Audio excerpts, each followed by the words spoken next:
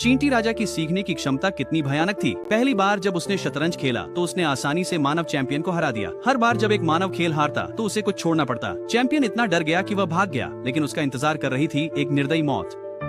अगला खेल गो का था। चींटी राजा ने वहीं पर नियम सीखना शुरू कर दिया। तिलचट्टा आदमी ने सोचा कि गो बहुत कठिन है और इसे सीखने में बहुत समय लगेगा, लेकिन चींटी राजा ने केवल 2 मिनट तक देखा। फिर उसने अपने आदमियों को गो चैंपियन लाने का आदेश दिया। पहले तो आदमी ने सोचा कि यह सिर्फ एक साधारण खेल है, लेकिन जब उसने शतरंज चैंपियन की मृत शरीर देखी तो वह डर गया। चींटी राजा ने उसे केवल 2 विकल्प दिए, खेलो या मरो। उस आदमी के पास खेलने के अलावा कोई चारा नहीं था। दुख की बात है कि उसकी कौशल चींटी राजा के सामने कुछ भी नहीं थी। उसने जल्दी ही लगातार 3 खेल हार दिए। फिर उसने दावा किया कि ऐसा इसलिए हुआ क्योंकि उसने आराम नहीं किया था। चींटी राजा ने उसके बहाने को उजागर नहीं किया। उसने उसे अच्छी तरह से आराम करने और अगले दिन अंतिम मैच के लिए लौटने को कहा। दोनों चैंपियनों की लगातार हार ने तिलचट्टा आदमी को चकित कर दिया। चींटी राजा ने भी अपना रहस्य बताया, चाहे खेल कोई भी हो।